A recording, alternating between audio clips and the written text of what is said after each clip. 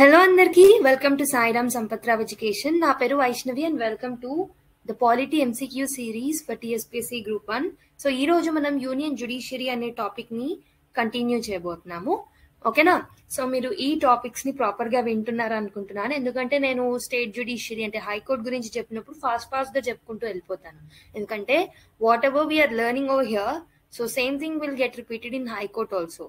Okay, so నేను అక్కడ త్వరగా నేను మీకు ఎక్కడైతే వీడియోని పాజ్ చేసుకోమని చదవమంటాను అక్కడ త్వరగా మీరు చదివేసేయాలి. ఓకేనా? సో ఇంకొకటి ఏంటంటే I have found a solution for governor and these particular things. So నేను ఏమనుకుంటున్నానంటే, so why can't give you homework అంటే నేను ఓన్లీ ఎంసీక్యూస్ సాల్వ్ చేస్తాను. ఫర్ ఎగ్జాంపుల్ గవర్నర్ అనే టాపిక్ తీసుకుంటాను, I solve only MCQs related to that. Okay, I will not further explain the topic. So మీరేం చేస్తారు అంటే you have to learn president. ఏదైతే నేను చాప్టర్ చెప్పానో అది ఒకసారి ప్రాపర్ గా చూసి రివైజ్ చేసుకొని వెంటనే గవర్నర్ చదివేసేయండి. సో మీకు అర్థమైపోతుంది. సో నా గవర్నర్ క్లాస్ వినే ముందు మీరు అది వినేశారనుకోండి, నేను సాల్వ్ చేయించే ఎంసీక్యూస్ మీరు ఈజీగా సాల్వ్ చేస్తారు. అలా అనమాట. ఓకేనా? సో వీడియో కనుక స్లోగా అనిపిస్తే 1.25x అండ్ 1.5x స్పీడ్ తో క్లాస్ ని వినేసేయండి, so that you will have a better classroom experience. So ఇంకెందుకు ఆలస్యం, లెట్స్ స్టార్ట్ ద వీడియో. ఇంకొకటి ఏంటంటే మొత్తం వీడియో చూసిన తర్వాత మీకు వీడియో కనుక నచ్చినట్టయితే లైక్ చేయండి, షేర్ చేయండి and also subscribe to our channel. Okay,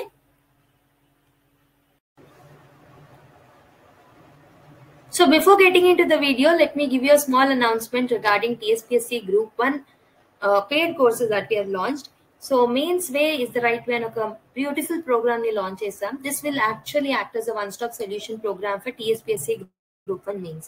Idalo manam 500 mains plus mains questions 500 plus mains questions ని సాల్వ్ చేస్తాం. సో దాని ద్వారా మన ఎంటైర్ సిలబస్ అనేది కవర్ అవుతుంది అనమాట. అండ్ మెయిన్ సిలబస్ లో ఉన్న ప్రతి అంశం మీద డీటెయిల్ డిస్కషన్స్ త్రూ క్వశ్చన్స్ మనం చేస్తూ ఉంటాం. అండ్ ఆల్సో ప్రతి టాపిక్ మీద మీకు రెడీమేడ్ ఇంట్రోస్ అండ్ కన్క్లూజన్స్ అనేవి ప్రొవైడ్ చేస్తాము. అండ్ ఈ కోర్స్ వచ్చేసి 1 year వ్యాలిడిటీకి జస్ట్ ఫర్ 7,999 ఇస్తున్నాం. 2 years వ్యాలిడిటీతో కావాలి అంటే 9,999 కి కొనుక్కోవచ్చు. TSPSC group 1 prelims and mains కి సంబంధించిన కోర్స్ ని కూడా లాంచ్ చేశాం, combined course. So this is a course in which we are covering comprehensive coverage of entire syllabus. Telangana specific topics మీద ఎక్కువగా ఎంఫసిస్ పెడుతున్నాం. Special focus on mains, answer writing and prelims test series ఇది included. 12,999 కి 1 year వ్యాలిడిటీతో provide చేస్తున్నాం and 14,999 కి 2 years వ్యాలిడిటీతో provide చేస్తున్నాం. ఎవరికైనా course కావాలి అనుకుంటే 63059553 అనే నంబర్ కి కాల్ చేసి you can enrol in to what ever the course that you wanted to. Okay, మరి ఇంకెందుకు ఆలస్యం, let's go to the actual content of the video. So ఈ రోజు యూనియన్ జ్యుడిషియరీలో మనం జ్యుడిషియల్ రివ్యూ అనే టాపిక్ ని నేర్చుకుందాం.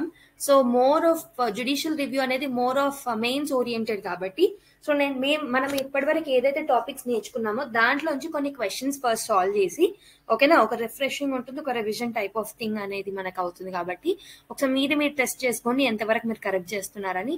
దెన్ స్లోగా మనం టాపిక్ లోకి వెళ్దాం, జ్యుడిషియల్ రివ్యూ కంప్లీట్ చేద్దాం. అండ్ ఇంకొక హోంవర్క్ మీకు ఈరోజు జ్యుడిషియల్ యాక్టివిజం అనే టాపిక్ ఉంటుంది కదా. So this is mains topic అనమాట, ప్రిలిమ్స్ టాపిక్ కాదు ఇది. ఓకేనా? సో మీరు ఏం చేస్తారు అంటే ఈ క్లాస్ విన్న వెంటనే జ్యుడిషియల్ యాక్టివిజం అనే ఒక టాపిక్ ఏదైతే ఉంటుందో what ever the standard book you have అందులో నుంచి ఒకసారి చదివేసేయండి, సరిపోతుంది. అండ్ నెక్స్ట్ క్లాస్ లో పిఐఎల్ గురించి డిస్కస్ చేస్తాను. So with that union judiciary complete అవుతుంది. జ్యుడిషియల్ యాక్టివిజం ఒక్కటి మీరు ఒకసారి you have to go through the book అనమాట, ఎందుకంటే it's not relevant for the prelims exam. అందుకే నేను అది తీసుకోవాలనుకోవట్లేదు. జ్యుడిషియల్ రివ్యూ కూడా so more of a mains oriented topic, but ఏంటంటే ఇందులో కూడా కొన్ని ప్రిలిమ్స్ బిట్స్ పడుతున్నాయి కాబట్టి నేను తీసుకుంటున్నాను. నెక్స్ట్ ఈజ్ పిఐఎల్ అనమాట. ఓకే, సో ఫస్ట్ క్వశ్చన్ చూడండి. Salaries of the judges of the supreme court are determined by pay commission appointed by the president, law commission, parliament, council of ministers. ఒకసారి solve చేయండి question ని pause చేసుకొని. Okay, I hope you people have tried it. మనం already discuss చేసాం judges యొక్క salaries అనేది parliament decide చేస్తుంది అని, and it will be taken out from the consolidated fund of India. So దాంట్లో ఓకే ఓటింగ్ అనేది పార్లమెంట్ కు ఉండదు అనమాట. ఓకే, ఇది డిస్కస్ చేసాం మీకు గుర్తుంటే. సో ఆప్షన్ సి పెట్టిన వాళ్ళు give yourself score of +1. ఓకేనా? సో ప్రతి రైట్ ఆన్సర్ కి +1 వేసుకోండి.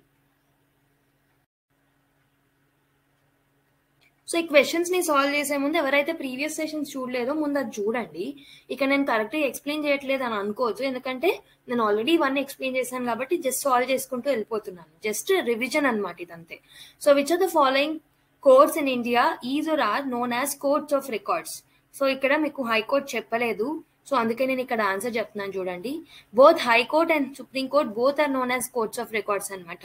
సో మీకు హైకోర్ట్ కాన్సెప్ట్ కాలేదు కాబట్టి I'm telling you the answer. So court of record అంటే ఏంటి, కోర్ట్ ఆఫ్ రికార్డ్ లో ఓకే ఏమేమి ఉంటాయి అవన్నీ మనం లాస్ట్ క్లాస్ లోనే డిస్కస్ చేసాం. ఎవరైనా చూడని వాళ్ళు ఉంటే ప్రీవియస్ క్లాస్ చూడండి.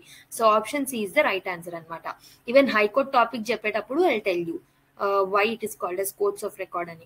Okay na? So option C is the right answer. So which article of the constitution permits the Supreme Court to review its own judgment or order? So ee roju articles gurinchi kuda cheptanu, so don't worry about that, but ఒకసారి try చేయండి. ఎవరైనా ముందు చదువుకొని ఉంటే ఒకసారి try చేయండి. Article 137, article 138, article 139, article 140. So ఈ 4 options లో ఏది రైట్ ఆన్సర్ అనుకుంటున్నారో ఒకసారి ట్రై చేయండి question. Okay, I hope you people have tried it.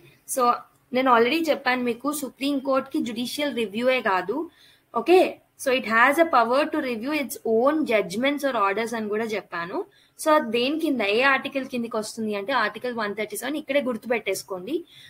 Article 137 లో it deals with of the Indian constitution deals with review of the judgments or orders given by the supreme courts by itself. Okay, so answer is option A అనమాట. So who is the custodian of Indian constitution? ఎవరిని మనము Indian constitution కి custodian అని పిలుస్తూ ఉంటాం? ప్రెసిడెంటా, పార్లమెంటా, council కోర్టా, సుప్రీం కోర్టా? ట్రై చేయండి ఒకసారి. Okay, so the right answer is supreme court అనమాట. Supreme court will actually act as a custodian of Indian constitution. So custodian అంటే ఏంటి? The one who has responsibility for taking care of something. Okay, so Supreme Court has a responsibility of taking care of the Indian Constitution and protecting the fundamental rights. Kabatti Supreme Court ki మనం ఏమని పిలుస్తామంటే custodian of Indian constitution అని పిలుస్తూ ఉంటాం అనమాట. So answer వచ్చేసి option D is the right answer for this particular question. Okay, so the guardian of the fundamental rights is judiciary, executive, parliament, none of the above. So similar question, custodian లాంటిది ఇది కూడా, ఒకసారి try చేయండి. Okay, I hope you people have tried it and put it correct answer పెట్టారని అనుకుంటున్నాను. So the right answer is judiciary అనమాట. ఇంతకుముందే చెప్పాను custodian is something which actually helps in protecting something అని చెప్పాను, అవునా? సో ఫండమెంటల్ రైట్స్ ని protect చేసేది కూడా జుడిషియరీ ఆర్ సుప్రీం కోర్ట్ అని చెప్పాను మీకు. సో ఆప్షన్ ఏంటి? Option A is the right answer for this particular question. So judiciary will act as a guardian of the fundamental rights. Okay, so next question ఏంటంటే, the disputes regarding the election of president and vice president of India are decided by parliament, election commission, supreme court and high court. So ఈ 4 options లో ఏది right answer ఒకసారి try చేయండి. So the right answer is option C. నేను president vice president అని చెప్పినప్పుడు కూడా చెప్పాను, so that power lies in the supreme court అని. అండ్ సుప్రీం కోర్ట్ గురించి కూడా అంటే లాస్ట్ క్లాస్ లో కూడా నేను ఈ పాయింట్ ని చెప్పడం జరిగింది, మీకు గుర్తుంటే. So option C is the right answer. అంటే president and vice president election కి సంబంధించి ఏదైనా డిస్ప్యూట్ అరైజ్ అయితే సుప్రీం కోర్ట్ లో దాన్ని మనం డిసైడ్ చేయొచ్చు అనమాట. Okay, so option C is the right answer. And ఇంకొక ఇంపార్టెంట్ పాయింట్ ఏంటంటే, ఒకవేళ సుప్రీం కోర్ట్ ఆ ఎలక్షన్ అనేది ఇన్వాలిడ్ అని డిక్లేర్ చేసింది అనుకోండి, ప్రెసిడెంట్ ప్రెసిడెంట్ ఆలోపు ఏవైతే పనులు చేసి ఉంటాడో, the acts perform by him till then will be considered valid అనమాట. అంటే ఫర్ ఎగ్జాంపుల్ ఈ రోజు ఒకరిని ప్రెసిడెంట్ గా నియమించారు, ఒక 3 months తర్వాత సుప్రీం కోర్ట్ ఆ ఎలక్షన్స్ ని ఇన్వాలిడ్ అని చెప్పింది. అంటే ఈ 3 months కోర్స్ లో ప్రెసిడెంట్ చేసే ప్రతి ఒక్క యాక్ట్ ఏదైతే ఉంటుందో that will be considered valid only. Okay, దాన్ని ఇన్వాలిడ్ అని చెప్పేసి మనం కొట్టివేయక్కర్లేదు. Okay, so option C is the right answer.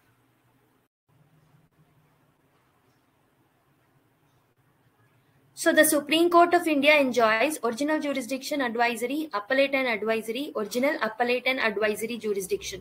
So easy question, ఒకసారి try చేయండి.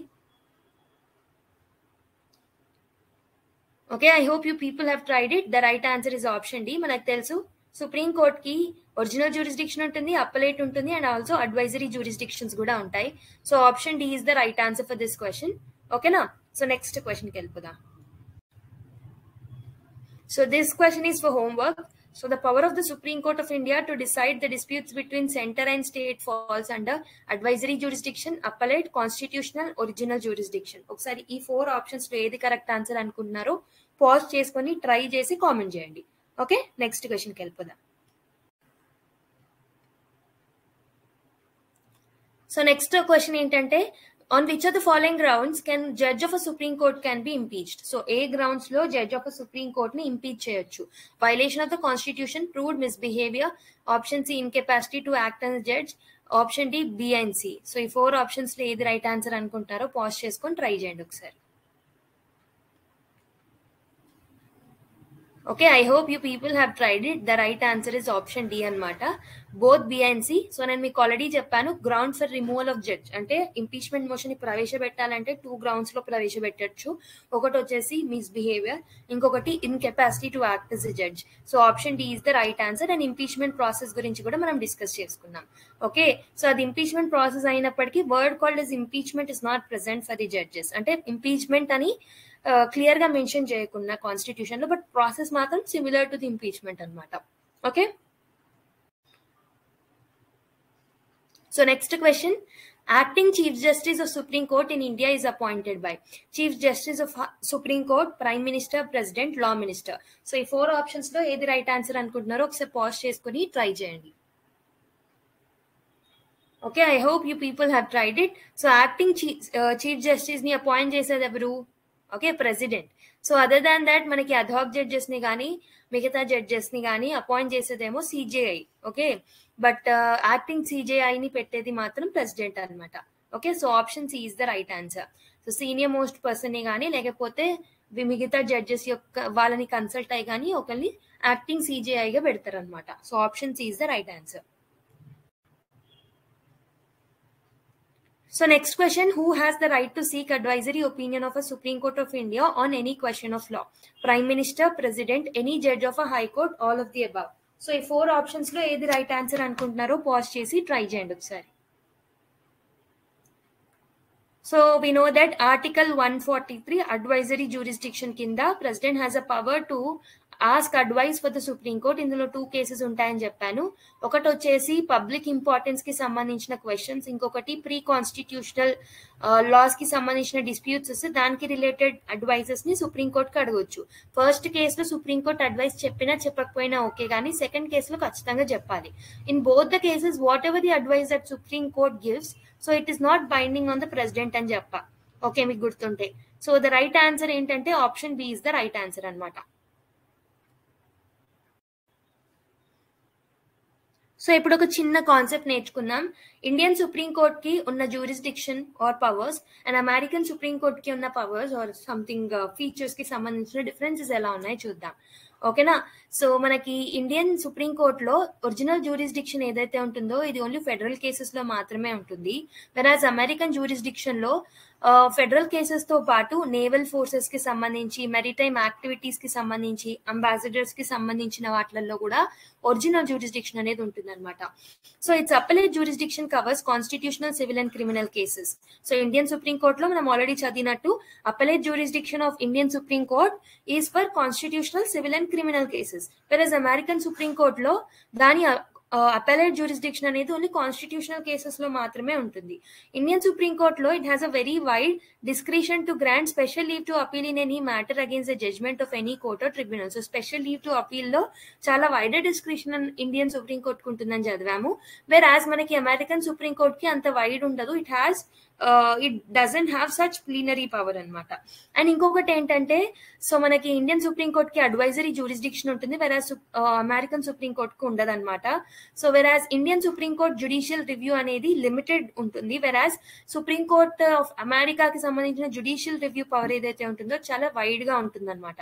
So Indian supreme court defends rights of the citizen according to the procedure established by law, and whereas American supreme court లోనేమో due process of law ద్వారా okay it will defend the rights of the citizens అనమాట. Indian supreme court jurisdiction and powers అనేవి parliament increase చేయొచ్చు, whereas మనకి American supreme court యొక్క jurisdiction అనేది it cannot be increase and it is limited అనమాట. Okay, so next వచ్చేసి Indian supreme court has a power of judicial superintendence and control over state high courts due to integrated judicial system. Whereas మనకు అమెరికాలో separated or bifurcated judicial system ఉండడం వల్ల అలాంటి power or superintendence power అనేది American supreme court కి ఉండదు. Okay, so గుర్తుపెట్టుకోండి, original jurisdiction అనేది ఇండియాలో ఓన్లీ ఫెడరల్ కేసెస్ లో ఉంటుంది, వెరాజ్ అమెరికాలో ఫెడరల్ కేసెస్ తో పాటు మరిటైమ్ యాక్టివిటీస్ లో అంబాసిడర్స్ కి సంబంధించి వాటిన దాంట్లో ఉంటుందన్నమాట. అపెలేట్ జ్యూరిస్డిక్షన్ అనేది ఇండియాలో 3 కేసెస్ లో ఉంటుంది, కాన్స్టిట్యూషనల్, సివిల్ అండ్ క్రిమినల్. వెరాజ్ అమెరికాలో ఓన్లీ కాన్స్టిట్యూషనల్ కేసెస్ లో మాత్రమే ఉంటుంది. And special leave to appeal అనేది ఏదైతే ఉందో అది ఇండియన్ సుప్రీం కోర్ట్ కు ఉంటుంది, వెరాజ్ అమెరికన్ సుప్రీం కోర్ట్ కి ఉండదు. Okay, advisory jurisdiction again Indian supreme court కు ఉంటుంది, అమెరికన్ సుప్రీం కోర్ట్ కి ఉండదు. అండ్ మన దగ్గర ప్రొసీజర్ ఎస్టాబ్లిష్డ్ బై లాని ఫాలో అయితే వాళ్ళు డ్యూ ప్రాసెస్ ఆఫ్ లాని ఫాలో అవుతారు. వాళ్ళ జుడిషియల్ రివ్యూ అనేది wider than hours. Okay, and ఇంకొకటి ఏంటంటే, సో పార్లమెంట్ మన జ్యూరిస్డిక్షన్ ని పెంచే అధికారం ఉంటుంది, వెరాజ్ అక్కడ ఉండదు, లిమిటెడ్ జ్యూరిస్డిక్షన్ ఉంటుంది అనమాట. అండ్ జుడిషియల్ సూపరింటెండెన్స్ పవర్ ఏదైతే ఉంటుందో అది మన దగ్గర ఉంటుంది, వాళ్ళకు ఉండదు అనమాట. ఈ పాయింట్స్ ని గుర్తుపెట్టుకోండి.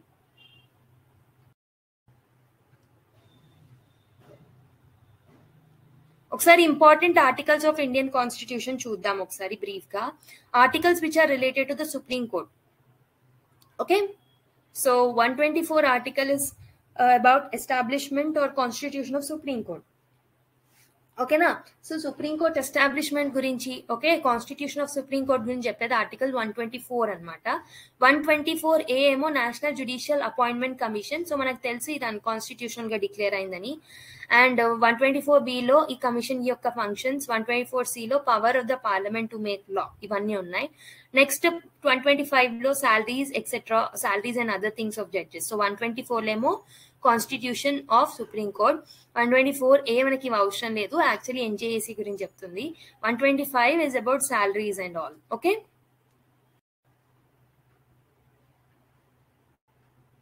సో 126 ఏమో యాక్టింగ్ సిజేఐ గురించి, 127 అడ్హాక్ జడ్జెస్ గురించి, 128 ఏమో attendance of retired judges. So మనకి 124 constitution of the supreme court, 125 judges యొక్క salaries and all, 126 acting CJI, 127 ad hoc judges.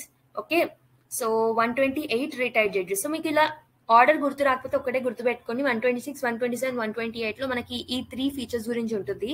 And మనకి ఏ అనేది యాక్టింగ్ లో ఏ ఉంది, అడ్హాక్ లో ఏ ఉంది, ఏ తర్వాత నెక్స్ట్ యాక్టింగ్ లో సి అనేది ఉంది, అంటే సి డి కన్నా ముందుకు వస్తుంది, అవునా. సో యాక్టింగ్, అడ్హాక్, రిటైర్డ్ ఇట్లా ఉన్నాయి కదా. సో ఆల్ఫాబెటికల్ ఆర్డర్ చూసుకోండి, ఏ తర్వాత ఇక్కడ సి ఉంది, ఇక్కడ ఏ తర్వాత డి ఉంది, అంటే యాక్టింగ్ ఫస్ట్ వస్తుంది, తర్వాత అడ్హాక్. ఇక్కడ first of all first letter R ఉంది కాబట్టి థర్డ్ వస్తుంది అనమాట. అలా గుర్తుపెట్టుకోండి ఆల్ఫాబెటికల్ ఆర్డర్ లో. నెక్స్ట్ ఫర్ 129 చూడండి, supreme court will act as an act of court of record. 130 is seat of a supreme court. Okay, so next వచ్చేసి original jurisdiction. So ఇవి గుర్తుపెట్టుకొని ఇంపార్టెంట్. 131 ఏమో original jurisdiction of a supreme court. ఓకేనా, so next 131A నేమో exclusive jurisdiction of a supreme court in regard to the questions as to constitutional validity of a central laws. So దీన్ని repeal చేశారు, so అవసరం లేదు. 132 చూడండి, appellate jurisdiction of a supreme court. 133 appellate jurisdiction of a supreme court in appeals from high court in regard to the civil matters. So first ఏమో certain cases, second ఏమో civil cases, 134 ఏమో appellate jurisdiction in criminal cases, 134A ఏమో okay certificate for appeal to the supreme court అనమాట. So ఇక్కడ గుర్తుపెట్టుకోండి, 124 constitution of supreme court, 125 about judges, ఇక్కడేమో acting, ad hoc and retired. దాని తర్వాత 129 వచ్చేసి కోర్ట్ ఆఫ్ రికార్డ్, 130 వచ్చేసి seat of a supreme court, 131 ఏమో ఒరిజినల్ జ్యూరిస్డిక్షన్, 132 ఏమో appellate jurisdiction in certain cases, 133 ఏమో appellate jurisdiction in civil cases, 134 ఏమో appellate jurisdiction in the criminal cases, 134A ఏమో certificate for appeal. Okay, next వచ్చేసి article 135. Article 135 is about jurisdiction and powers of a federal court under existing law to be exercisable by the Supreme Court. So normal గా jurisdiction and powers of the federal court or federal law will come under the Supreme Court and Article 135 చెప్తుంది. Next మనకి article 136 special leave to appeal. Article 137 ఇంతకు ముందే మనం నేర్చుకున్నాం కదా, గుర్తుపెట్టుకోమని చెప్పాను. Review of judgments of orders by the supreme court. ఏవైతే జడ్జ్మెంట్ ఇస్తుందో వాటిని రివ్యూ చేసుకోవడం. 138 enlargement of a jurisdiction of a Supreme Court. 137 ఏమో reviewing, 138 ఏమో enlargement of the jurisdiction of a Supreme Court by Parliament. 139 is conferment on the Supreme Court of powers of issue of writs కి సంబంధించి. 139A transfer of certain cases. 140 ancillary powers. 141 law declared by the Supreme Court to be binding on all courts. 141 important గుర్తుపెట్టుకోండి, 137 important, 136 and 135. Okay, ఒకసారి articles మళ్ళీ repeat చేస్తున్నాను. Article 124 constitution of supreme court. Article 125 judges యొక్క salaries and all. 126 acting CJI. 127 ad hoc. 128 retired. Okay, and next 129 court of records. 130 seat of supreme court. 131 original jurisdiction. 132 appellate jurisdiction in certain cases. 133 is appellate jurisdiction in civil cases. 134 in criminal cases. 134A is certificate of appeal. 135 is nothing but federal court ki sambandhinchina powers or jurisdiction. 136 ఏమో special leave to appeal, and 137 review of its own judgments ni review chesukodam. 138 ఏమో enlargement of the jurisdiction. 139 ఏమో conferment of a Supreme Court on power to issue writs. 139A transfer of certain cases. 140 ancillary powers. So 141 important again, law declared by Supreme Court to be binding on all courts.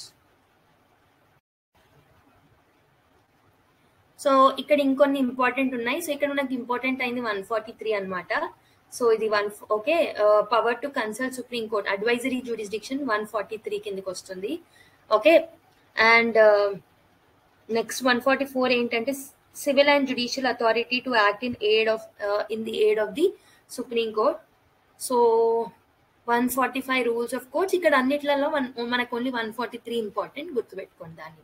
Okay, so మిగతా ఇంతకుముందు చదివిన important, ఇక్కడ 143 important. Okay, ఇప్పుడు మనం నేర్చుకునే topic ఏంటంటే judicial review. అదేంటి మనం లాస్ట్ క్లాస్లోనే చెప్పారు కదా అంటే, సో లాస్ట్ క్లాస్లో పవర్స్ అండ్ ఫంక్షన్స్ లో భాగంగా చిన్న పారాగ్రాఫ్ చెప్పిన, బట్ అంత చిన్న పారాగ్రాఫ్ లో అయిపోగొట్టే చాప్టర్ కాదు ఇది. సో కొంచెం డీటెయిల్ గా నేర్చుకున్నాం. So the doctrine of judicial review originated and developed in the USA. So ఎక్కడి నుంచి ఆరిజినేట్ అయింది? యుఎస్ఏ నుంచి మనకు జుడిషియల్ రివ్యూ అనేది ఆరిజినేట్ అయింది. ఇంతకుముందు డిఫరెన్స్ చెప్పినప్పుడు కూడా చెప్పాను, judicial review power of USA is wider than that of the Indian supreme court. It was propounded for the first time in the famous case of Marbury versus Madison. So ఈ particular కేసులను గుర్తుపెట్టుకుంటే మీకు even okay mains లాంటి exams లో use అవుతుంది. Marbury versus Madison. Okay, 1803లో for the first time judicial review అనే ప్రస్తావన వచ్చిందనమాట by John Marshall. So he was the supreme court American supreme court యొక్క సిజేఐ అనమాట ఆ టైంలో. So in India on the other hand constitutional itself confers the power of judicial review on the judiciary. ఇండియాలో మాత్రం constitution మనకు ఆ power ఇచ్చిందనమాట. So for both the supreme court ఉంటుంది judicial review power, even for the high court. Okay, so ఇంకొకటి ఏంటంటే supreme court ఏం చెప్పింది అంటే, so it will come under the basic structure of the constitution. నేను మీకు బేసిక్ స్ట్రక్చర్ గురించి చెప్పాను కేశవానంద భారతి కేసు గురించి చెప్పినప్పుడు. I told you about basic structure or basic features of the Indian constitution. So దాని కిందకి వస్తుంది అనమాట. Hence, the power of judicial review cannot be curtailed or excluded even by the constitutional amendment. అంటే constitutional amendment తీసుకొచ్చి కూడా judicial review power ని మనం తీసేరాదు. ఎందుకంటే judicial review power comes under the basic structure doctrine లో అనమాట. సో దీంట్లోకి వస్తుంది అనమాట. ఓకే, మన ఇండియన్ కాన్స్టిట్యూషన్ మనకి ఇది ఇచ్చింది, and also it comes under the basic structure, గుర్తుపెట్టుకోండి. So what is meant by judicial review? So మీకు ఇప్పటివరకు అయితే కొంచెం ఐడియా ఉందని అనుకుంటున్నాను. లాస్ట్ క్లాస్ లో కొన్ని క్వశ్చన్స్ ని కూడా సాల్వ్ చేశాం కాబట్టి. జుడిషియల్ రివ్యూ అంటే ఏం లేదు, it's a power of judiciary to ఎగ్జామైన్ the constitutionality of the legislative enactments and executive orders. అంటే ఎగ్జిక్యూటివ్ తీసుకొచ్చిన యాక్షన్స్ ఏవైతే ఉంటాయో అవిటిని, అండ్ లెజిస్లేటివ్ తీసుకొచ్చిన చట్టాలు ఆర్ లాస్ ఏవైతే ఉంటాయో అవి, ఇవి కాన్స్టిట్యూషన్ ప్రకారంగా వెళ్తున్నాయా లేదా అని చెక్ చేసే అధికారం ఎవరికి ఉంటుంది అంటే సుప్రీం కోర్ట్ కి. ఓకే, సో దట్ పవర్, ఆ అధికారాన్నే మనం జుడిషియల్ రివ్యూ అని అంటాము. ఓకేనా, ఒకవేళ కాన్స్టిట్యూషన్ ని వైలేట్ చేస్తూ ఉంటే ఆర్ అల్ట్రా వైడ్స్ అయి ఉంటే మనం దాన్ని నల్ అండ్ వాయిడ్ గా, అంటే ఇల్లీగల్ గా ఆర్ అన్కాన్స్టిట్యూషనల్ గా డిక్లేర్ చేస్తాం అనమాట. ఓకేనా. సో జస్టిస్ సయ్యద్ షా మొహమ్మద్ ఖాద్రీ ఇతను ఏం చేశాడంటే జ్యుడిషియల్ రివ్యూ పవర్స్ ని 3 కేటగిరీస్ గా డివైడ్ చేశాడు. Judicial review of constitutional amendments, judicial review of legislation of the parliament and state legislature and subordinate legislations. అంటే ఫస్ట్ ఏమో కాన్స్టిట్యూషనల్ అమెండ్మెంట్స్ గురించి, కాన్స్టిట్యూషనల్ అమెండ్మెంట్ కాకుండా మిగతా లెజిస్లేషన్స్ కూడా పార్లమెంట్ కానీ స్టేట్ లెజిస్లేషన్స్ కానీ తీసుకుంటాయి కదా అవి. అండ్ థర్డ్ వచ్చేసి judicial review of the administrative action of the union and the state and the authorities under the state. అంటే అడ్మినిస్ట్రేటివ్ యాక్షన్స్ గురించి ఒకటి, లెజిస్లేటివ్ యాక్షన్స్ గురించి ఒకటి, అండ్ స్పెసిఫిక్ గా కాన్స్టిట్యూషనల్ అమెండ్మెంట్స్ కి సంబంధించి. Okay. Supreme Court used the power of the judicial review in various cases. For example, Golaknath case law, bank nationalization case, privy purses abolition case, Keshananda Bharti case, Minerva Mills case, ఇలా చాలా cases లో మనకి okay supreme court has used the power of judicial review అన్నమాట. ఓకేనా. And ఇంకొకటి మనకి 99th constitutional amendment act ద్వారా తీసుకొచ్చిన ఎన్జేఏసీ ఏదైతే ఉందో ఇది అన్కాన్స్టిట్యూషనల్ అని డిక్లేర్ చేసింది సుప్రీం కోర్ట్. అక్కడ కూడా మనకి జ్యుడిషియల్ రివ్యూ అనే పవర్ ని యూటిలైజ్ చేసుకొని దాన్ని అన్కాన్స్టిట్యూషనల్ అని చెప్పేసి డిక్లేర్ చేసింది. It was declared as null and void. Okay. మరి what is the importance of judicial review? అసలు జ్యుడిషియల్ రివ్యూ అనే కాన్సెప్ట్ మనకి ఎందుకు కావాలి? ఎందుకంటే in order to uphold the principle of supremacy of the constitution. So మన ఇండియాలో ఏంటి, మన దగ్గర okay constitution is supreme. It's not parliament, it's not judiciary and it's not legislative also. Okay sorry executive also. So ఈ 3 organs కాదు, మనకి supreme authority or supreme power ఎక్కడ ఉంటుంది అంటే కాన్స్టిట్యూషన్ నుంచి వస్తుంది. అండ్ కాన్స్టిట్యూషన్ నుంచి people will derive ultimate power అనమాట. Okay. To maintain federal equilibrium. So centre కి స్టేట్ కి మధ్యలో ఒక ఈక్విలిబ్రియం ఆర్ బ్యాలెన్స్ ని మెయింటైన్ చేయడానికి కూడా మనకు జ్యుడిషియల్ రివ్యూ హెల్ప్ అవుతుంది అనమాట. And also it will help in protecting the fundamental rights of the citizens. In number of the cases the supreme court has pointed out the significance of powers of judicial review in our country. So చాలా సార్లు supreme కోర్టే దాని యొక్క importance చెప్పింది అనమాట. So అది చెప్పిన కొన్ని points ని మనం ఇక్కడ రాసామన్నమాట, ఇక్కడ తీసుకున్నాము. In India it is the constitution that is supreme and that the statute law to be valid must be in a conformity with the constitutional requirements and it is for the judiciary to decide whether an enactment is constitutional or not. So same thing అదే చెప్తుంది supreme court కూడా. Constitution అనేది supreme, constitution ద్వారా తీసుకొచ్చిన చట్టాలు supreme, constitution లో ఉన్న లా supreme. కాబట్టి ఆ కాన్స్టిట్యూషన్ ని ప్రొటెక్ట్ చేసే అథారిటీ సుప్రీం కోర్టుకు ఉంటుంది కాబట్టి, జ్యుడిషియరీకి ఉంటుంది కాబట్టి, so it will need power of judicial review అని చెప్పి చెప్తుంది అనమాట. ఓకే. సో ఇంకేం చెప్తుంది అంటే మన కాన్స్టిట్యూషన్ ఏదైతే ఉంటుందో దాంట్లో ఏముంటాయి అంట, అదేం ఎక్స్ప్రెస్ చేస్తుందంటే it will express provisions for judicial review of legislation as to its conformity with the constitution. This is especially true as regards the fundamental rights to which the court has been assign the role of okay sentinel on the qui vive. Okay. So normal గా ఏం లేదు, ఇక్కడ అదే చెప్తున్నారు. Fundamental rights అనేవి కూడా చాలా important మన కాన్స్టిట్యూషన్ లో.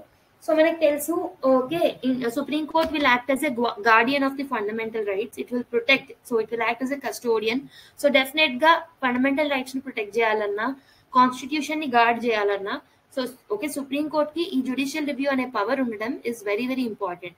సో అండ్ ఇంకొకటి ఏంటంటే as long as some fundamental right exists and are a part of a constitution, the power of judicial review has also to be exercised with the view to see the guarantees afforded to these rights are not contravened. So మనకి judicial review ఉన్నంత కాలం ఏమవుతుందంటే fundamental rights ఏవైతే ఉంటాయో ఇవి proper గా grant అవుతున్నాయా లేదా అనేది చూసుకుంటూ ఉంటాం. వన్స్ జ్యుడిషియల్ రివ్యూ పవర్ అనేది పోయింది అనుకోండి, ఫండమెంటల్ రైట్స్ కూడా ఓకే గ్రాంట్ చేసిన కాన్స్టిట్యూషన్ మనకి ఇచ్చిన ఫండమెంటల్ రైట్స్ కూడా పోతాయనే అర్థం. అంటే జ్యుడిషియల్ రివ్యూ ఉన్నంత కాలం మన యొక్క ఫండమెంటల్ రైట్స్ అనేవి ప్రొటెక్టివ్ గా ఉంటాయి.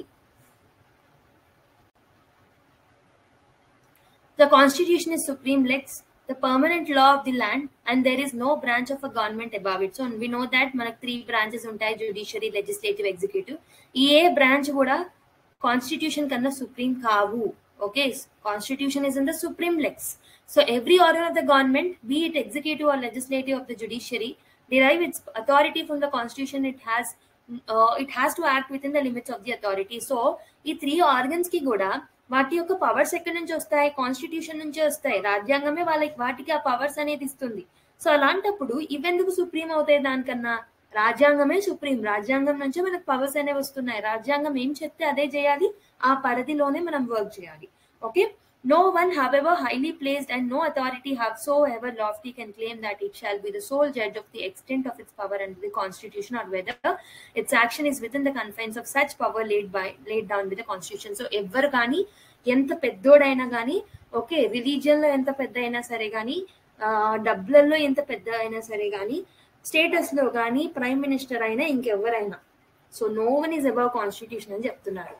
Okay, so this court is ultimate interpreter of the Constitution, and to this court is assigned the dedicated task of determining what is the power conferred on each branch of the government, whether it is limited, and if so, what are the limits, and whether any action of the branch it transgress such limits. So normal guy, constitution supreme, constitution పైన ఎవరు లేరు, constitution నుంచి మనం powers ని derive చేసుకుంటున్నాం.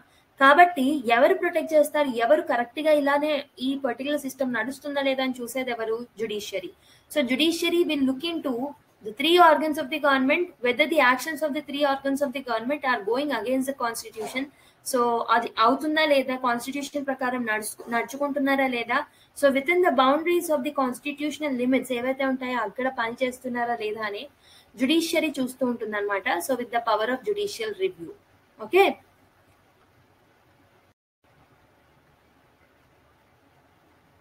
so it is the function of the judges may the duty to pronounce upon the validity of the laws. If courts are totally deprived of that power, the fundamental rights conferred on the people will become a mere adornment, because rights without remedies are as a writ in water. Okay, a controlled constitution will become then uncontrolled. So same thing, different words lo cheptunnaru. So mana judicial review ఉన్నంత కాలమే fundamental rights protect అవుతాయి. One judicial review అనేది proper గా function కాకపోతే fundamental rights అనేవి okay it will stop functioning అనమాట. అలాంటి టైంలో మనకి it's of no use. Writ jurisdiction ఉన్నప్పటికీ రిట్ అనేది వాటర్ లో ఉన్నట్టు లెక్క అనమాట. ఓకే, జుడిషియల్ రివ్యూ అనేది అంత important. So the judges of the supreme court has been interested with the task of upholding of the constitution. So judges కి మనం ఒక మంచి టాస్క్ అనేది ఇచ్చాము, అదే to uphold the constitution, and have been conferred the power to interpret also. Interpret అంటే ఏంటి? So దాని యొక్క మీనింగ్ ని మనం తెలుసుకోవడం. ఓకే, జడ్జెస్ మనకి ఏం చేస్తారు, సో మన దగ్గర కూడా కాన్స్టిట్యూషన్ బుక్ ఉంటుంది, సో మనం కూడా చదువుతాం, మనకి ఏం రైట్స్ ఉంటే మనం చదువుతాం. కానీ జడ్జెస్ యొక్క టాస్క్ ఏంటి? సో ఒక పర్టికులర్ కేసు వాళ్ళ దగ్గరకు వచ్చినప్పుడు కాన్స్టిట్యూషన్ ని ఇంటర్ప్రిట్ చేస్తారనమాట. ప్రాపర్ గా ఈ కాన్స్టిట్యూషన్ ప్రకారం వీళ్ళ ఈ కేసు అనే దానికి ఎలా, ఈ కాన్స్టిట్యూషన్ లో ఉన్న ప్రొవిజన్స్ ని మనం ఎలా అప్లై చేయొచ్చు. ఓకే, సో మనం ఇంకే యాంగిల్ లో మనం థింక్ చేస్తే బాగుంటుంది. అలా ఇంటర్ప్రిట్ చేస్తారు, ప్రతి ఒక్క క్లాస్ ని ఇంటర్ప్రిట్ చేస్తూ ఉంటారనమాట. It is they who have to ensure that the balance of power envisaged by the constitution is maintained, and the legislature and the executive do not in discharge of their function transgress constitutional limitations. So same things away. So constitutional limitation లో కాకుండా బయటికి వచ్చి ఏమైనా executive functions కానీ legislative functions కానీ ఏమైనా చేస్తున్నారా లేదా అనేది చూస్తూ ఉంటుంది అనమాట judiciary. So the founding fathers very wisely therefore incorporated in the constitution itself the provisions of the judicial review so as to maintain the balance of federalism, to protect fundamental rights and fundamental freedoms guaranteed to the citizens, and to afford a useful weapon for availability, availment and enjoyment of equality, liberty and fundamental freedoms, and to help to create a healthy nationalism. So ఏం లేదు, మన constitutional framers and ancestors ఎవరైతే ఉంటారో they are very very very intelligent that so they have incorporated the concept called as judicial review within the constitution.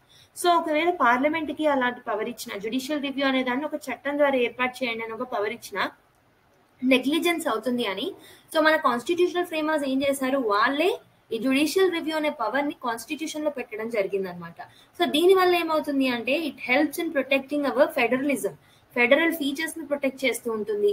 Okay, and fundamental rights ని, fundamental freedoms ని, okay, so మనం enjoy చేసే ప్రతి right ని protect అవుతుంది అంటే one of the reason is judicial review అనమాట. ఈరోజు ఫ్రీడమ్ ఆఫ్ స్పీచ్, ఓకే, కొన్ని న్యూస్ పేపర్స్, కొన్ని ప్రెస్ వాళ్ళ మీద సెడిషన్ ఛార్జెస్ వేసేస్తూ ఉంటారు. సో వాళ్ళకి వాళ్ళ రైట్స్ ప్రొటెక్ట్, అంటే ఇప్పుడు ప్రెస్ అంటేనే కన్స్ట్రక్టివ్ క్రిటిసిజమ్స్ చేసుకునే రైట్ అనేది ఉంటుంది. So press will have a right of doing constructive criticisms.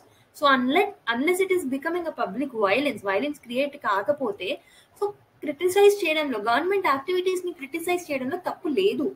So this is actually an effective democracy. So ఎక్కడైతే క్రిటిసిజమ్స్ ఉంటాయో దాన్ని మనం ఎఫెక్టివ్, ఓకే, డెమోక్రటిక్ కంట్రీ అని చెప్పేసి అంటూ ఉంటాం. సో మరి వాళ్ళ యొక్క రైట్స్ ని ప్రొటెక్ట్ చేయడానికి ఎవరు వస్తున్నారు? జుడిషియరీ వస్తుంది. Judiciary with the power of judicial review is protecting the right, okay, right to speech of the press అన్నమాట. ఓకే, అలా ప్రతి దాన్ని ప్రొటెక్ట్ చేస్తూ ఉంటుంది, మన ఫ్రీడమ్ ని, మన రైట్స్ ని, మన డ్యూటీస్ అన్నిటిని. ఓకే, ఎవరు ప్రొటెక్ట్ చేస్తూ ఉంటారు? Judiciary with the help of judicial review. Okay, so philosophical మాటలు అయిపోయాయి ఇప్పటి వరకు. సో ఇప్పుడు ఒకసారి ప్రిన్స్ పాయింట్ ఆఫ్ వ్యూలో కాన్స్టిట్యూషనల్ ప్రొవిజన్స్ ఏమున్నాయి జుడిషియల్ రివ్యూకి అనేది చూద్దాం. So through though the phrase judicial review has nowhere mentioned in the constitution, provisions of several articles explicitly confer the power of judicial review on the Supreme Court and High Court. So ఈ provisions ఏంటంటే, so normal గా judicial review అనే power ని constitution లోనే mention చేశారని చెప్పాను, కానీ judicial రివ్యూలో ఉన్న పవర్స్ ని మెన్షన్ చేశారు, కానీ the word called as judicial review ని ఎక్కడ మెన్షన్ చేయలేదు. ఓకే, ఐ హోప్ మీకు ఆ డిఫరెన్స్ అర్థమైంది అనుకుంటున్నా. So the word called as judicial review is not present in the constitution. However, judicial review అనే పదానికి అర్థం ఏదైతే ఉంటుందో ఆ అర్థం అంతా మనకి కాన్స్టిట్యూషన్ లో మెన్షన్ ఉంది అనమాట. ఏ ఆర్టికల్స్ లో మెన్షన్ ఉంది? First is article 13. Article 13 declares that all laws that are inconsistent with or in derogation of the fundamental rights shall be null and void. So article 13 ఏం చెప్తుంది? ఏవైతే చట్టాలు, okay, if it is becoming inconsistent with the fundamental rights కి inconsistent గా ఏవైనా చట్టాలను చేస్తే వాటిని మనం నల్ అండ్ వాయిడ్ గా డిక్లేర్ చేయొచ్చు అని చెప్పాను. సో దీనికి సంబంధించిన డాక్ట్రిన్స్ ని నేను లాస్ట్ క్లాస్ లో చెప్పాను. ఆ డాక్ట్రిన్స్ ఏంటో ఓకే కామెంట్ చేయండి. So next is article 32.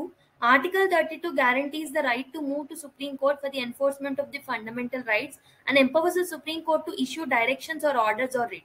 అంటే ఆర్టికల్ 32 లో మనకి రిట్ జ్యూరిస్డిక్షన్ ద్వారా కూడా సుప్రీం కోర్ట్ కి జుడిషియల్ రివ్యూ పవర్ అనేది వస్తుంది. Article 131 we know that original jurisdiction federal court లా పనిచేస్తుంది ఈ టైంలో. 132 appellate jurisdiction in constitutional cases, 133 civil cases, 134 criminal cases. ఇప్పుడే చూసాము ఇవన్నీ. Next 134A certificate of appeal, 135 federal court లా పనిచేస్తుంది, 136 is supreme court to grant special leave to appeal, 143 is again president advisory jurisdiction గురించి, 226 ఇస్ హైకోర్ట్స్ కి సంబంధించిన okay writ power. So ఇది high court కి సంబంధించింది. సో ఇవన్నీ మనకి జుడిషియల్ రివ్యూకి సంబంధించిన ఆర్టికల్స్ అనమాట. ఆల్రెడీ ఇంతకుముందు నేర్చుకున్నాం కాబట్టి మీకు ఈజీగా బ్రెయిన్ కి ఎక్కేస్తుందని నేను అనుకుంటున్నాను. ఇంకొకటి ఏంటంటే ఇంకొన్ని ఆర్టికల్స్ ఉన్నాయి. Article 227 vest in high courts the power of superintendence over all courts and tribunals within the respective territorial jurisdiction except military courts or tribunals. So superintendence power ఏదైతే ఉందో article 227 for high courts అనమాట. ఓకేనా. Article 245 deals with territorial extent of laws made by the parliament and by legislature of the state. So article 245 మనం అక్కడ నేర్చుకున్నాం మీకు central and state relations లో. అంటే ఏ టెరిటరీ వరకు పార్లమెంట్ లాస్ అనేవి అప్లై అవుతాయి, స్టేట్ లాస్ అనేవి అప్లై అవుతాయి అనేది మనకి 245 లో ఉంటుంది. 246 అబౌట్ ఓకే మనకి 3 లిస్ట్ల గురించి ఉంటుంది, union list, state list and concurrent list. So ఇవేంటంటే so restriction of the powers of the supreme court, అంటే ఈ బౌండరీలోనే మీరు యాక్ట్ చేయాలి. ఇప్పుడు 245 ఉంది, ఈ టెరిటరీలోనే మీరు చట్టాలను ఫ్రేమ్ చేయాలి. Out of your territory you should not make, అలాంటివి అనమాట. Next, Article 251 and Article 256 provides that in case of a conflict between central law and the state law, the central law prevails over the state law and shall not be void అని చెప్పాము. Article 372 is okay deals with the continuance in force of a pre-constitution laws. So ఈ articles కూడా indirect గా మన judicial రివ్యూకి సంబంధించినవి. So 245 important, 246 important, గుర్తుపెట్టుకోండి వీటిని. So, Mari, what is the scope of a judicial review? So, what is its scope? So, the constitutional validity of legislative enactment or an executive order can be challenged in the Supreme Court or in the High Court in following 3 cases. So, if it is infringing the fundamental rights, it is outside the competence of the authority which has framed it, it is repugnant to the constitutional provision. So, judicial review, okay, Supreme Court lo manam edaina okay legislative enactments కి సంబంధించి లేకపోతే administrative orders or executive orders గురించి ఏదైనా case వేయాలి అంటే అవి 3 headings లో వేయొచ్చు. ఒకటి వచ్చేసి ఫండమెంటల్ రైట్స్ అనేవి ఇన్ఫ్రింజ్ అయినప్పుడు, లేకపోతే ఆ పర్టికులర్ అథారిటీకి పవర్ లేకున్నా ఓకే ఏదైనా లాస్ ని కానీ, ఇప్పుడు పార్లమెంట్ నాట్ పార్లమెంట్, స్టేట్ తీసుకోండి, స్టేట్ లెజిస్లేచర్ తీసుకోండి. State legislature doesn't have rights to frame any laws with respect to the central list. But central list లో ఉన్న సబ్జెక్ట్స్ మీద స్టేట్ లెజిస్లేచర్ ఓకే ఏదైనా చట్టం చేసింది అనుకోండి, అలాంటి టైంలో we can actually approach supreme court about that, అలాంటి కేసెస్ అనమాట. నెక్స్ట్ కాన్స్టిట్యూషనల్ ప్రొవిజన్స్ అనేవి వైలేట్ అవుతున్నాయి అన్నప్పుడు కూడా okay if it is repugnant to the constitutional provisions also we can actually challenge that particular thing in the Supreme Court. So from above, it is clear that the scope of judicial review in India is narrower than that of the USA. Though the American Constitution does not explicitly mention the concept of judicial review in any of its provision, this is because the American Constitution provides due process of law. మన దగ్గరేమో procedure established by లా అనేది ఉంటుంది. ఇవన్నీ మనం already చూసాం. So రెండింటి మధ్యలో Indian supreme court కి American supreme court కి డిఫరెన్స్ ఏంటంటే, the due process of law gives wider scope to the Supreme Court to grant protection of the rights to its citizens. So American process లోనేమో due process of law follow అవుతున్నారు కాబట్టి ఒక wider scope అనేది వస్తుంది judicial రివ్యూలో. ఓకేనా, normal గా substantive grounds లోనే కాకుండా మిగతా ప్రొసీజరల్ గ్రౌండ్స్ లో కూడా వాళ్ళు ఒక లాని ఓకే అన్కాన్స్టిట్యూషనల్ అని డిక్లేర్ చేయొచ్చు. వేర్ యాజ్ మన ఇండియాలోనేమో ప్రొసీజర్ ఎస్టాబ్లిష్డ్ బై లా కాబట్టి we have only limited judicial power అనమాట. ఓకేనా, గుర్తుపెట్టుకోండి. ఇక్కడ ఓన్లీ ఈ పర్టికులర్ పారాగ్రాఫ్ లో మీరు గుర్తుపెట్టుకోవాల్సింది ఒకటే, judicial review power of supreme court of America is wider than that of the supreme court of India. ఎందుకు అంటే ఇండియాలో మనం ప్రొసీజర్ ఎస్టాబ్లిష్డ్ బై లా వాడుతుంటే వాళ్ళేమో డ్యూ ప్రాసెస్ ఆఫ్ లా వాడతారు.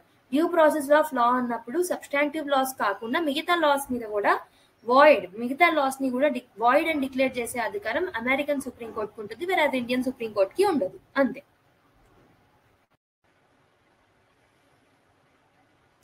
సో అగైన్ ఇక్కడ కూడా అదే ఇచ్చారు, wide power of judicial review is because of the due process of law in American jurisdiction. So, which has made the critics to describe it as a third chamber of the legislature, a super legislature, the arbitry of social policy. Alanti criticisms anevi American jurisdiction kanevi unnayannamata.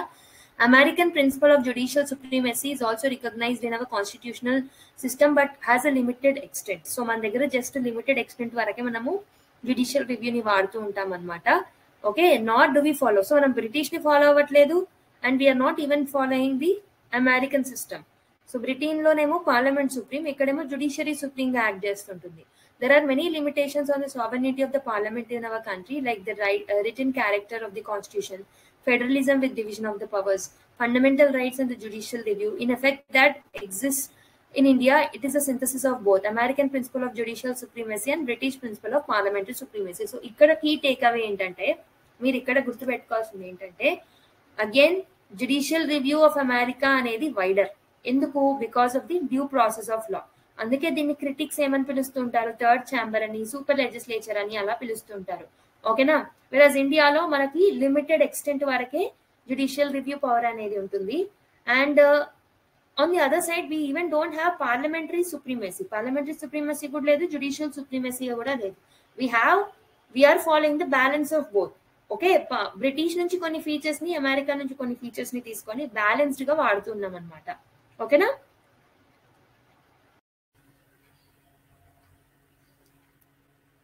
So the system of the judicial review exists in India only, UK only, USA only, India and USA. So system of judicial review ఎక్కడ ఉంటుందో ఒకసారి pause చేసుకొని try చేయండి. ఇంతకు ముందే మనం నేర్చుకున్నాం. So I hope you people have tried it. It is there both in India as well as USA అని మనకు తెలుసు కదా. So answer ఏంటి? Answer is D అన్నమాట. So whoever have kept this right answer, +1 should be a score. Okay. So next question solve చేద్దాం. What does the judicial review function of the Supreme Court mean? Review its own judgment, review the functioning of judiciary in the country, examine the constitutional validity of the constitution, examine the judicial enactments or amendments. ఒకసారి try చేయండి. So the right answer is option C. కానీ ఇక్కడ constitution అని ఉండొద్దు. So to examine the constitutional validity of laws made by parliament and executive orders అని mention చేసి ఉండాలి. So option C is the right answer అనమాట. Okay, సో ఇక్కడ మనకి judicial review of the 9th schedule అని ఒక టాపిక్ ఉంది. ఇది నెక్స్ట్ క్లాస్ లో పిఐఎల్ డిస్కస్ చేసే ముందు ఈ టాపిక్స్ ని డిస్కస్ చేస్తా. సో దీన్ని and also this topic and ఈ టాపిక్ ని, ఓకే, ఇవన్నిటిని ఇంకొక 5-6 స్లైడ్స్ ఉన్నాయి. సో దాన్ని మనం నెక్స్ట్ క్లాస్ లో డిస్కస్ చేద్దాం. ఇప్పుడు కొన్ని క్వశ్చన్స్ ని సాల్వ్ చేద్దాం. So next question is, what makes judiciary the Guardian of the constitution? Independence, service conditions, salary, judicial review. ఒకసారి ట్రై చేయండి క్వశ్చన్ ని. So I hope you people have tried it. So judicial review power of the judiciary makes it the guardian of the constitution అన్నమాట. So judicial review power ఉంది కాబట్టి మనం దాన్ని Guardian గా పిలుస్తున్నాం. మీకు చెప్పాను జుడిషియల్ రివ్యూ అంటే ఏంటి, కాన్స్టిట్యూషనల్ వ్యాలిడిటీని చెక్ చేస్తూ ఉంటుంది అనమాట. ఓకే, అప్పుడు ఆ సమయంలో ఏమవుతుంది, it will help in protecting the fundamental rights and also the constitutional provisions.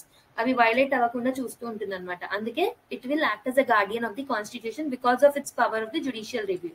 So option D is the right answer.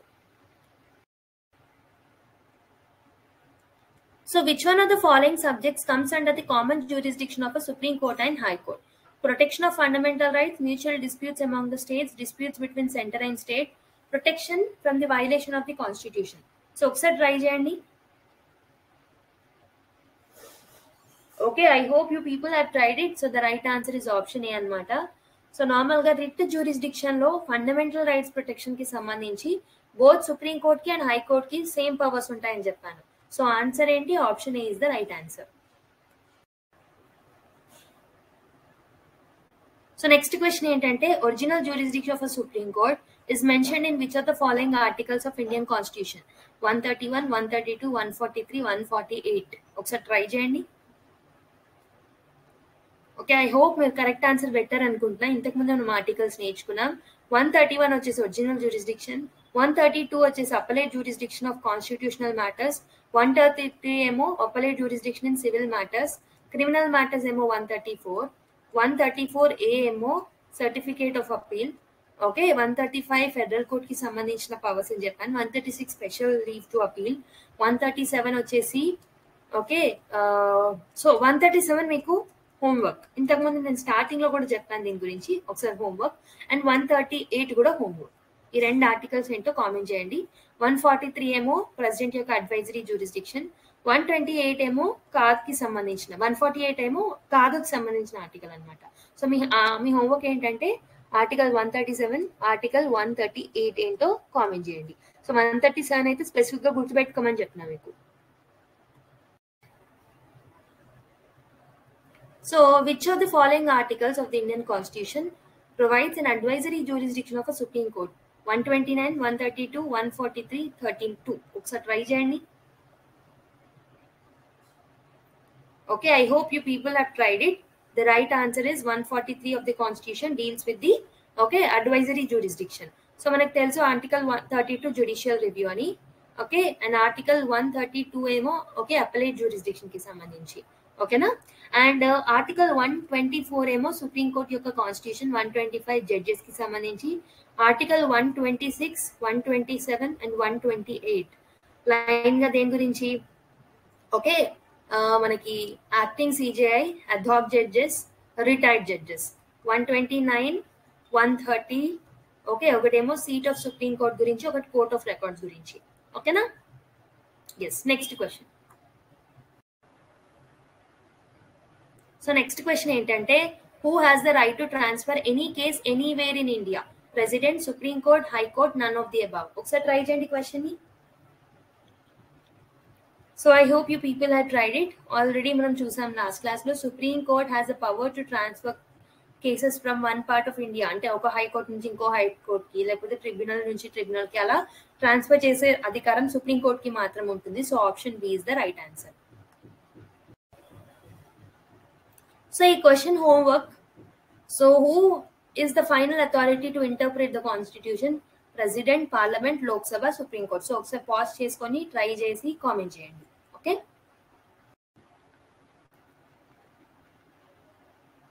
So next question, judicial review in the Indian Constitution is based on which of the following? Rule of law, due process of law, procedure established by law, conventions. So I hope you people have tried it and kept the right answer. So right answer is procedure established by law. Whereas America lo due process of law follow అవుతారు, అందుకే American judicial review is wider than that of the Indian అని చెప్పాను. So option C is the right answer. To be eligible to be appointed as a judge of a Supreme Court of India, how long a person should have been practiced in High Court? Okay, 10 years, 15 years, 12 years, 5 years. So ఇక్కడ ఏంటంటే హైకోర్టులో judge లాగా ఒకటి ఉంటుంది condition, advocate లాగా చేస్తే ఇంకో condition ఉంటుంది. సో ఇక్కడ క్వశ్చన్ ఫ్రేమింగ్లో రాంగ్ ఉంది. సో ఇక్కడ మీరు ఏం చేయాలంటే క్వాలిఫికేషన్స్ రిలేటెడ్ టు హైకోర్టు ఏంటో ఒకసారి కామెంట్ చేయండి. ఓకేనా, next, in which year Supreme Court of India came into being? 1937 January 28, 1947, 1950, 1949. Dates however same ఉన్నాయి. ఒకసారి ఇయర్ ఒకసారి గెస్ చేయండి. గెస్ కాదు, మనం ఆల్రెడీ డిస్కస్ చేసాం. సో ఒకసారి ట్రై చేయండి. So the right answer is 1950లో. ఓకే, కాన్స్టిట్యూషన్ వచ్చిన 2 days కి మనకి సుప్రీం కోర్ట్ ఫామ్ అయిందని కూడా నేను మీకు చెప్పాను, గుర్తుపెట్టుకోవడానికి ఈజీగా ఉంటుందని. So option C is the right answer.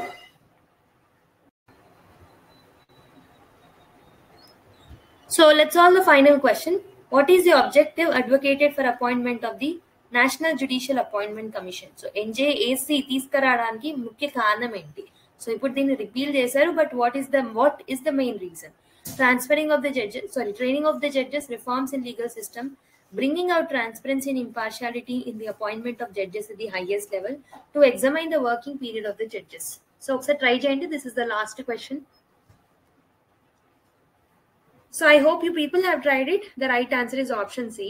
So నార్మల్గా జడ్జెస్ యొక్క అపాయింట్మెంట్లో అంటే మెయిన్గా సీనియారిటీ అవన్నీ కాకుండా నార్మల్గా ఏమవుతుంది అంటే జడ్జెస్ అపాయింట్మెంట్లో జుడిషియరీ చేతిలో ఉన్నంత కాలం so most of the times మనము నెపోటిజం అనేది చూసామన్నమాట. Okay, so that is the reason ఈ పర్టికులర్ దాంట్లో ఓకే అపాయింట్మెంట్ ఆఫ్ జడ్జెస్లో మనకి ట్రాన్స్పరెన్సీ అని రావాలి అని చెప్పేసి మనకి ఎన్జేఎస్ని తీసుకురావడం జరిగింది మీకు. ఓకే, బట్ హవెవర్ అది it is violating the Indian constitution and independence of judiciary అని చెప్పేసి దాన్ని నల్ అండ్ వాయిడ్ గా డిక్లేర్ చేశారు. Okay, so that is the reason మనకి option C is the right answer అనమాట. Okay, so option C is the right answer. So అదనమాట ఈరోజు video. I hope you people have enjoyed this particular video. So మీకు కనుక video నచ్చినట్టయితే చిన్న like ఇవ్వండి, and also please share it with your friends and fellow aspirants and give your valuable feedback through comment box. So ఈ comment బాక్స్లో ఇంకేమేమి homeworks ఇచ్చానో అవన్నీ answer చేయండి. ఓకేనా, సో మరి నెక్స్ట్ క్లాస్లో కలుద్దాం. నెక్స్ట్ క్లాస్లో కలిసే ముందు మీకు మళ్ళీ ఇంకో చిన్న హోంవర్క్, జుడిషియల్ యాక్టివిజం ఈ టాపిక్ని మీరు చదివేసేయండి. I'm not going to take it. ఎందుకు తీసుకోవట్లేదు? Because this is mains topic. However మీకు ఒక ఫోమో అనేది క్రియేట్ అవుతుంది కాబట్టి సో ఈ ఫోమోని తుడిపేయడానికి మీరు ఒకసారి జుడిషియల్ యాక్టివిజం అనే చాప్టర్ని ఒకసారి చదువుతారని కోరుకుంటున్నాం. ఓకే, నెక్స్ట్ క్లాస్లో PIL డిస్కస్ చేద్దాం. దాని తర్వాత స్టేట్ జుడిషియరీకి వెళ్దాం, high courts and subordinate courts అవన్నీ చూద్దాం, తర్వాత ట్రైబ్యునల్స్. సో హై కోర్ట్స్ కూడా నేను మీకు హోంవర్క్ ఇస్తాను రేపటి క్లాస్లో. ఏంటంటే ఎలా ఇస్తాను హోంవర్క్ అంటే ఒకసారి మీరు చదువుకొని రండి. సో మనం ఓన్లీ క్వశ్చన్స్ ని సాల్వ్ చేద్దాం హైకోర్ట్ నుంచి. So if there are some new functions or new terminology ఉంటే మాత్రం నేను ఎక్స్ప్లెయిన్ చేస్తాను. So if it is very much similar to this supreme court, ఏవైతే ఫీచర్స్ సుప్రీం కోర్ట్స్ ఈక్వల్ గా ఉంటాయో అవన్నీ మీరే చదువుకోండి. ఓకేనా, మళ్ళీ ఎక్స్ప్లెయిన్ చేయడంలో టైం వేస్ట్, దాని బదులు మనం కొత్త కాన్సెప్ట్స్ నేర్చుకుందాం. ఓకే, సో అదనమాట. సో నెక్స్ట్ క్లాస్ లో మళ్ళీ కలుద్దాం మరి. Until then take care, bye bye and keep smiling.